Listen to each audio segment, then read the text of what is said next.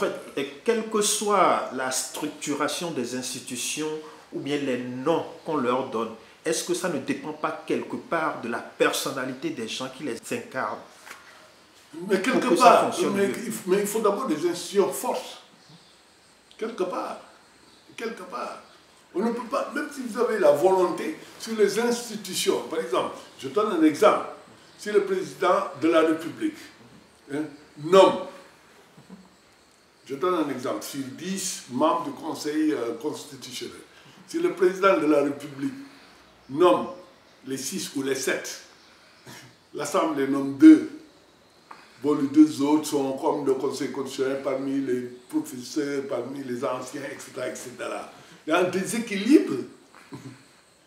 Si le président de la République peut prolonger le mandat, ils doivent aller à la retraite et tout d'un coup, lui, décide d'augmenter 5 ans, etc., etc. Donc, pour moi, et le président, celui qui nomme, affecte les magistrats.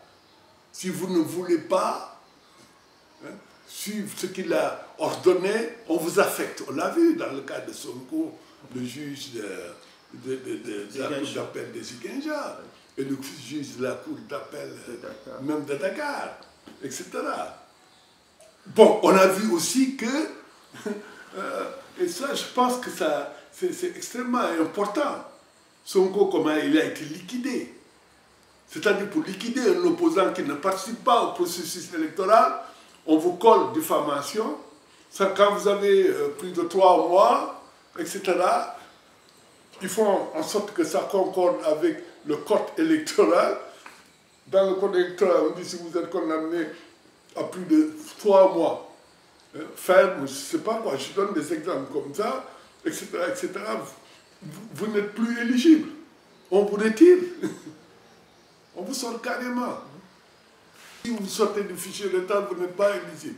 Donc, c'est extrêmement important que dans la réforme, que le fait d'être déchu de sa puissance, sa capacité d'être électeur et d'être éligible, ça ne doit pas être pris comme ça. Ça doit être pris par un juge, etc., etc. Donc pour moi, la réforme de la justice est au cœur, à mon avis, cette question-là est au cœur, je ne dirais pas, mais bon, le pacte, c'est surtout la refondation des institutions, l'ensemble, comme approche systémique, c'est-à-dire politique, à la fois judiciaire, etc. Vous restez très vigilant avec ce qui est arrivé avec le précédent régime. Lui, il a pu échapper. Oui, non, mais d'accord, mais on tirera la leçon aussi que peut-être on est resté à l'époque où, bon, on a laissé. On a laissé l'initiative, oui, tu as signé, bon, tu as dit, ouais, j'ai signé avec réserve ou pas, mais on n'a pas accompagné ça, bon, de dynamique, bon, on est resté là. C'était un excès de confiance. Bon, vous avez fait confiance au président. Bon, non, mais moi, ce n'est pas une question de faire, mais on pense que aussi quelqu'un qui a signé, on ne l'a pas forcé. On a fait, cette personne a signé. Vous étiez libre de signer ou de ne pas signer. Nous, on était libre de dire, nous allons capitaliser sur des processus qui nous semblent être des processus très intéressants pour régler définitivement la question de la gouvernance politique, la question institutionnelle au Sénégal. Qu'on n'ait plus à revenir. C'est dramatique, chaque année, tous les 10 ans, tous les 5 ans, on revient, c'est lassant. On ne peut pas continuer comme ça. Cette insécurisation institutionnelle, il faut y mettre fin. Et pour y mettre fin, nous, on a pensé, on a travaillé pour sortir des processus qui, à notre avis, étaient des processus qui ont engagé tout le monde.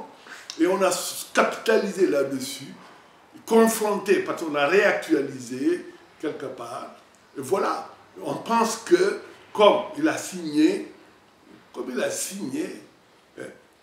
il va, à mon avis, le mettre en œuvre.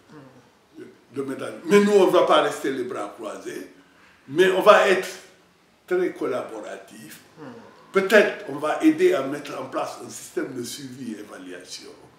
Peut-être on va travailler avec eux pour mettre des indicateurs, tu vois, pour essayer peut-être même de faire une planification, quels sont les résultats à atteindre à court terme, quels sont les résultats à moyen terme, etc., etc.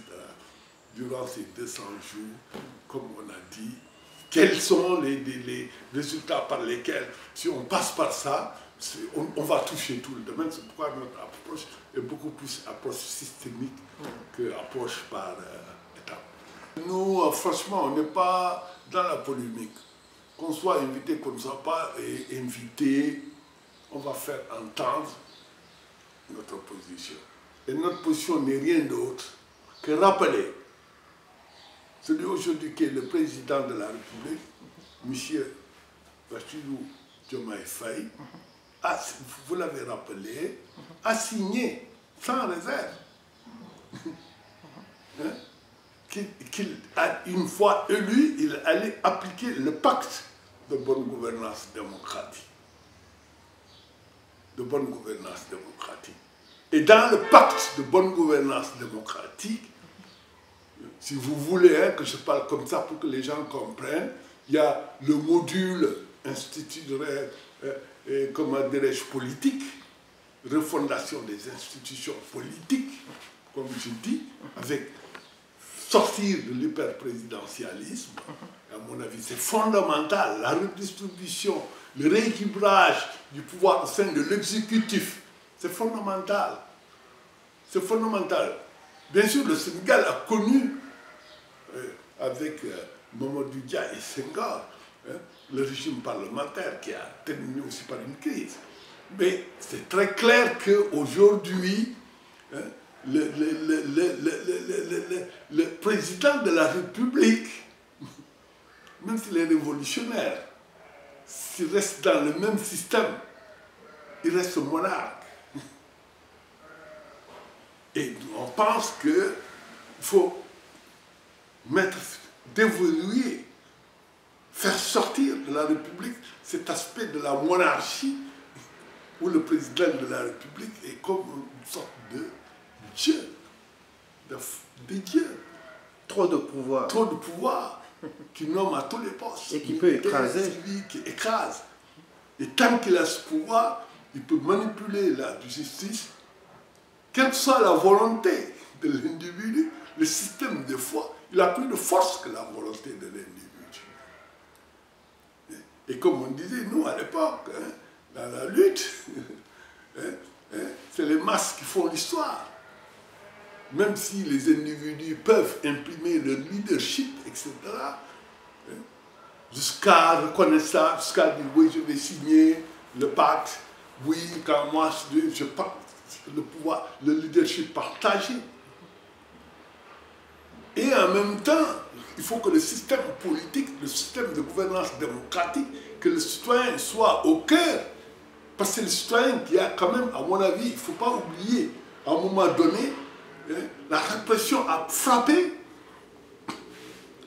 le parti le plus offensif, le plus résistant dans une certaine mesure, le parti qui avait fait appel à la résistance, a été attaqué. Et ce parti qui avait cette capacité de mobilisation populaire lors des manifestations, même quand elles étaient interdites, était capable de mener le corps à corps avec le gouvernement qui vient de tomber, était à la limite, comment dirais-je, frappé par cette répression terrible, avec l'emprisonnement d'Ousmane Sonko, et d'autres, d'autres cadres, etc. C'est à partir du moment où que le pouvoir se disait j'ai un pouvoir ouvert et que Macky Sall a commis l'irréparable en décidant, comme on a dit, l'hyperprésidentialisme, de reculer carrément les élections, de les reporter.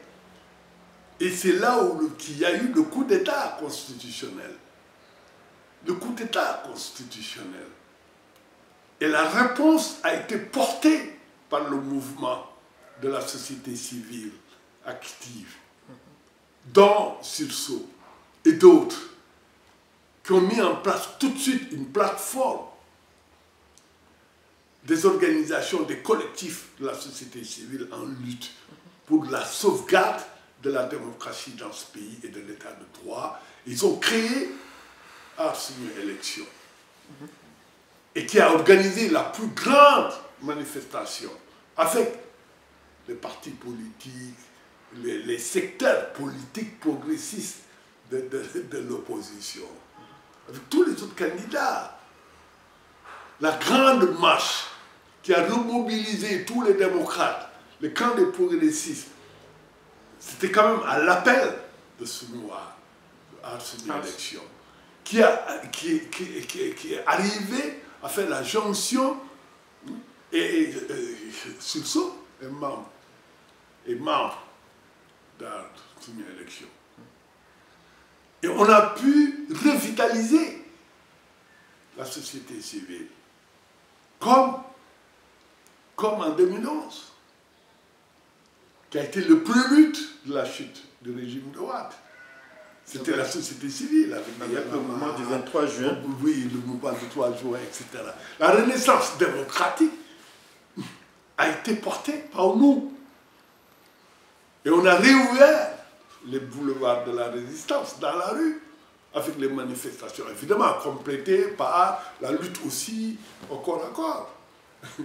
Depuis le mouvement de mars 2021 jusqu'en juin, qui a conduit le pouvoir à commettre l'irréparable et à se discréditer politiquement et moralement.